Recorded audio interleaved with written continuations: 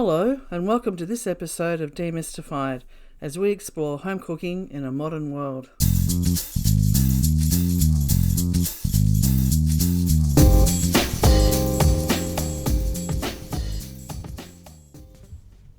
Hello, I'm Linda, and I'm here with my friend Paul. Hey, Paul. Any technical difficulties thus far, Linda?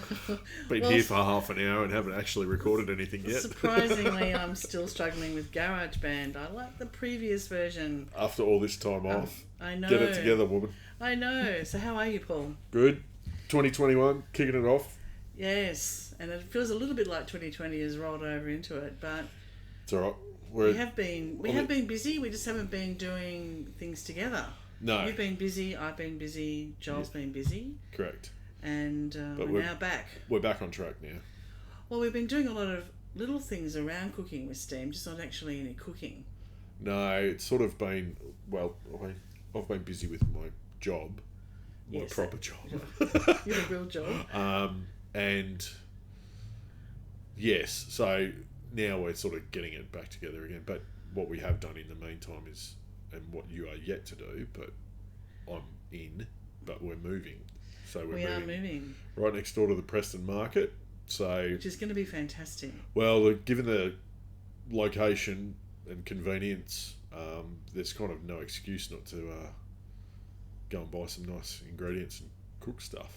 So, well, Preston Market, for those who don't know, we have a lot of time over there buying things. We talk about it all the time because it's a great place to go. Yeah, it's a good any market. Sort of local market, but this is a really good one for really fresh food, really fresh veggies, and it has a great little store there for a mix of different game meats and so on, which is quite hard to get in Australia. Yeah. We are, in Europe, it's pretty easy to get game meat. Yeah. In Australia, we like our chicken, we like our beef, we like our lamb. Yeah. We're kind of getting used to pork.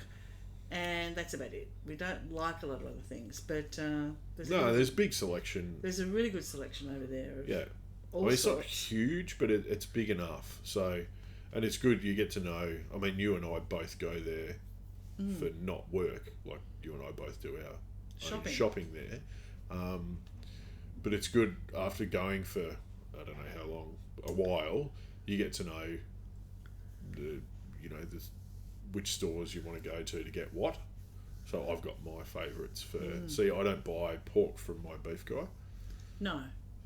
And I only buy my fish generally from one or two suppliers there. Unless there's something like left of field which catches my eye and I go, I'll try this one. But, poultry I generally get from the same place. Fruit and veg I've got 2 or 3 places. But yeah, it's good. And there's there's a heavy... given that it's Preston, which is sort of pretty ethnically diverse, it's got quite a bit of a heavy Asian bent to it as well. There's quite a few good little, maybe not right in the market, but near the market, there's quite a few good little sort of Asian stores, if you like. So that's where you can get all those sort of groovy specialty things that you can't find in your local supermarket. That's right, and I know that privately, a lot of the times you and I talk, or when it's not so much talking but you helping me out, is when I'm asking you about buying something that I'm not really confident buying. And I think now that we're going to be at Preston Market, I think it opens up sort of being able to coerce you over there to talk about how do you choose, why do you go to that fishmonger, what is it that you're looking for in the fish, what are you looking for in different types. How can you tell it's fresh? Yeah. The things that you look for to put on your plate. We might take the camera over there and do a bit of a run around one early morning. Get you out of camera. Oh no! Don't. Free coffee. Oh, that's not pretty. Let me tell you. Don't put the camera on that. But not only the camera, pull the microphone so we can record you talking about it, because I think that's the times that I often ring you from there, going, "Hey, can I do this with this?" Yeah. And I think that might be good to really expand on that, and maybe get some of the stall holders to talk to us as well about what's coming up, what's in season. Well, I mean, we could get them to come over and do a little podcast, because they don't have to go far. Because I have been trying to reach out to some people that I know who... Everyone's too embarrassed, man. Funny, isn't Seriously. it? Seriously. I know, they can't talk about what they do there. I just need to work it out. And yeah, everyone wants a script, man. They just need time to think about it. But young Ethan Yonkin came on, and I did a podcast with him one time. It was great, you know. I just loved hearing about this young guy starting off his business in COVID times with his umami oil, which I think that's a fantastic story. And so apart from moving offices, which we're moving out of sunny Brunny into, I'm not sure what the nickname for Preston will be. Prestonia. But we are moving, and we'll be there around before Easter. We'll be all set up, hopefully. Yeah, I'll be set up. Well, you hopefully by next week. I have to wait for the good folk at the NBN and some office petitions to be built and a few things to happen, but we'll be there soon. Another good news that we did do, we talked about briefly, I think maybe, was our Moby Mag H2 oven. Moby Mag. We did a Mag Christmas edition, which will be out forever now. So if you want to, I know it's not Christmas, but it'll still be there for use next Christmas. So we've just released another one for February. Have we? Yes. You are a month behind, buddy. Yeah. So we just released that one. When? Today? No. Last week. You didn't have any involvement in it.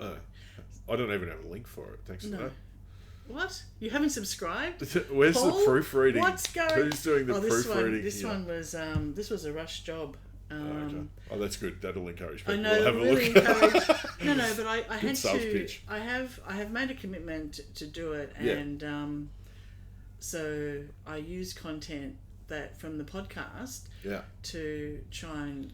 Oh no, I did look at it. What am I talking? Sorry. I knew you were joking. Yeah. It'd come back. So that my next one's coming out at Easter. So I'm going to hit you up now for some Easter stuff. Easter stuff that we haven't already got on the website. Yeah. Yeah. Okay. Easter's a funny one. It is. It's a funny one.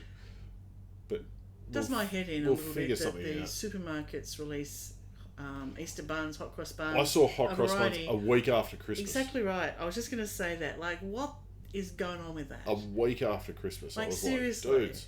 Come on. And my little fella's addicted to them, so that doesn't help. No. Yeah. I actually had to make some a couple of weeks ago because he wanted hot cross buns. Hey, I know a good recipe. Yeah. A friend of mine did. Yeah, funnily enough. So we made them together. The crosses weren't quite crosses, but we'll get there. But it's hard to convince a 5-year-old to do a cross. Yeah, he's not too bad on the piping bag. He's pretty good. Dinosaur. Oh, I bet he is. Yeah. Your genes. He's pretty good. Whereas mine look more like little puddles, splashes. Yeah, well, I mean, I could be getting mine to psychiatrists to say, what does this represent? Yeah, but nothing. It doesn't have to be bloody Instagram worthy, does it? It's got to taste good. And these certainly never do appear on Instagram. So H2 Oven is out. Yeah. And the link is from that on our website as well. And in other news, we more? are moments away, I would suggest. Moments. We are actually away from having our book available yes. to the globe, print on demand. So basically we have over, since launching the book, we have hundreds and hundreds and hundreds of people emailing us about the cost of postage. They want the book, but the cost of postage to pretty much anywhere, even as close as New Zealand, is ridiculous. Like, it's more, I mean, to New Zealand I think it's $50 or $60. It's more expensive to ship it anywhere than to buy the book. Yeah, correct. Anywhere. Yeah. Anywhere. Except within Australia. So, thanks to your genius mind, we're now doing print on demand. So that means that you'll be able to order the book and it will be printed in your country. So for all the people that do read our website, that read H2 Oven, and that do listen to the podcast, we have a huge number of people that are based in the States, based in the UK. America's our almost biggest audience. It's fantastic, isn't it? Let's not get ahead of ourselves that we've got a huge audience, but we do have an audience. But it is great to see that, we're gaining traction around the world, and now the book, we'll be releasing it very soon, but it's in its final. It's final. It is. We've approved everything for the print on demand, and it means that you'll be able to buy the book and have it shipped to your home in your local postage. Yeah, only pay local postage Exactly. fees. Isn't that amazing? So thank cool. you to Ingram Spark and getting it up onto their platform so that we can do print on demand. Got to have a shout out for Doug. Come on. My husband Dougie, who He went grey from doing the organisational editing. If you knew how, dear listeners, if you knew how many times we all read Demystified and didn't pick up that... Oh, it's got mistakes. That there were mistakes. Yeah. We just, honestly, we could not... We must have read it 27 times, but collectively. Yeah. And we missed that the, pork belly doesn't mention pork. We missed, little funny things. The calamari, there was one, yeah. One of the pork bellies. Okay. And the calamari didn't mention... I think the recipe was... The ingredients were listed twice, or the utensils were listed twice. We didn't pick that up. No. And whether we did, and it just wasn't changed with the printers at the time. But either way, the final draft we approved, and they went, oh, look at all these problems. Oh, look, we've got 1,500 of them sitting here. It took weeks to go through. Yes, we've got 1,500 books with mistakes, but that's part of the charm of being a self-publisher. Yeah. And that was our first one, and we didn't know what we didn't know. It was a bit of a Donald Rumsfeld moment then. We did not know what we didn't know. Yeah. Now we do know what we don't know, which is increasingly a lot.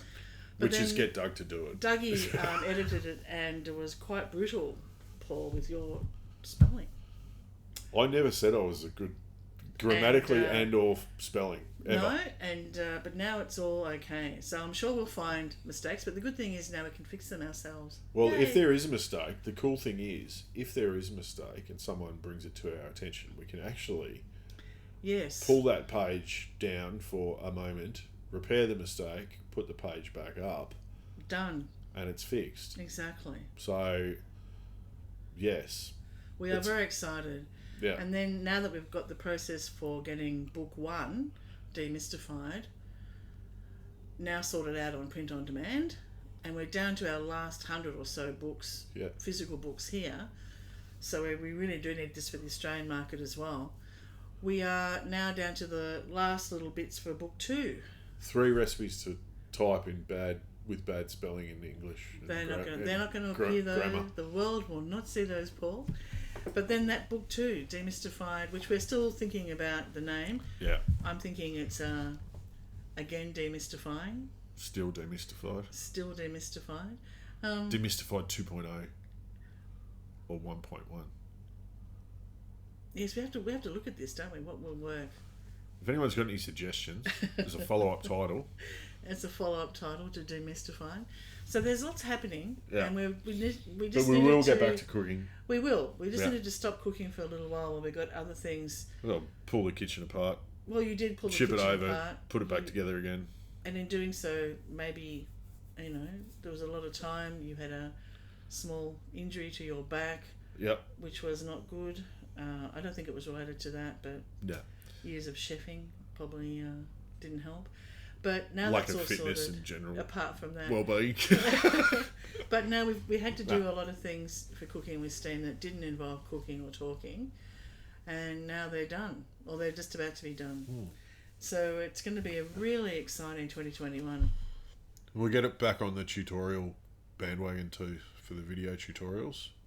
And we did a reach out on Facebook, and I've got a lot of really good suggestions on topics that people wanted to see more of, so we're going to follow up on those this year. I don't look at Facebook. Well, now that Facebook doesn't like Australia. Yeah. Oh, well, we'll sort that out. Seriously, who cares? We'll sort that out. Well, the media having a... No one uses Facebook. Well, I'm being sarcastic. I've just got onto it myself, but now that I've just got onto it. What's this new thing? What's the this? intranet? The interweb? What's the www stand for? The interweb. So yes, now, but we did get some really good topics, so we're going to be looking at that. So we've got a whole lot of there's stuff coming.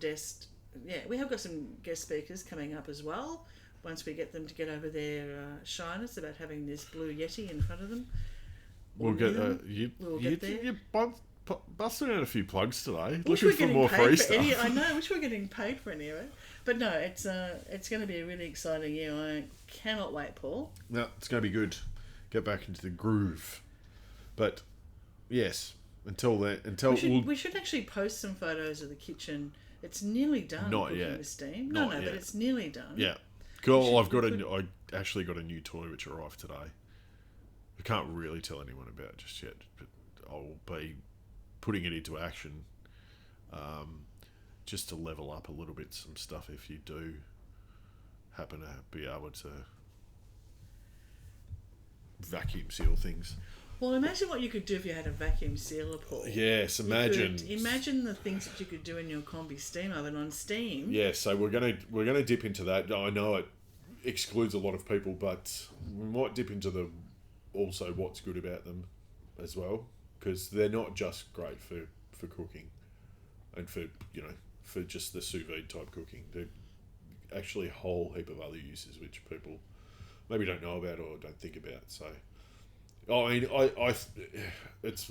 I have experience with vacuum sealers and vacuum drawers and chamber vacuums and all sorts of stuff, and yeah, they're kind of a hard one for people to commit to buying a really good one, because they're not inexpensive, but for the short amount of time I had one at my house, I reckon it saved me thousands of dollars in food, just from storage space, and also the interesting things you can do with it. So you don't always need to vacuum seal food to cook it. Vacuum seal sliced strawberries, and it pushes all the juices and water back into the strawberries and makes them super flavoured. Oh, see, there's a topic. Well, I know Doug's family in Norway. Hello, the Technunders, reaching out to them. I know they're listening. But they last time. No, they're not. No, they do. Oh, do they? They do actually. So there. Where's the invite? We're fishing in Norway, man. When Come can on. we get out of Australia? I know, that's true. But I do know that last time we were there, the lovely Paul went fishing and came back with a bucket full of fresh fish, and then he stood there with his wife, the lovely Gudrun, and they cleaned the fish up and put it all into their vacuum sealers and put it into their fridge for later. Yeah. And how fantastic. Yeah. They do that with reindeer and all sorts they do of that. stuff. I know they do. Yeah, so it's a different story. I've also seen that. Yeah. I know. Yeah, but I mean, it's like... that's why they carry knives in there. It's really good for food storage, but there's some other cool things you can do. If I'm feeling super generous, I might release my recipe on how to make your own aero chocolate, because you use a vacuum for that as well. So you can make your own bubbly chocolate. Okay. So yeah, we'll dip into that. I think it's about time. Well, all these things that we've been talking about for ages, and we've been a little bit limited with what we could do in the cooking with steam kitchen that it was. Yeah. But now we've got more space. Bigger space, better space. A few more toys. Ground floor. Bit more power. Ground floor, no more stairs. Bit more power, close to the market. It's on the edge of the market. It's all completely. Yeah. So we are very excited about the changes this year, and we look forward to getting if you're right in Melbourne, back into it. There might be at some stage an opportunity to come and have a look, and we might do a couple of in-person things. Maybe. That would be great. We'll see. We've got a few ideas. We've got some there's lots of ideas running around. Set myself a few challenges. And but yeah. No, it's going to be a really exciting year. So it's good to see you back in our old Cooking with Steam kitchen, saying goodbye to it, the space that it is. See you later. And hasta la vista. We're out of here, and we'll speak to you guys soon. So until then, happy cooking. Take care. And for everybody who's fighting off COVID, please stay safe. Wear a mask. Wear a mask. Wear a mask. Socially distance. Wear a mask. Stay home and cook. Wear a mask. Bye, Paul. Wear a mask. Bye, everybody. Bye. Thanks for listening to this podcast as we explore home cooking in the modern world. We'd love you to subscribe, and for more information, please go to our website, cookingwithsteam.com.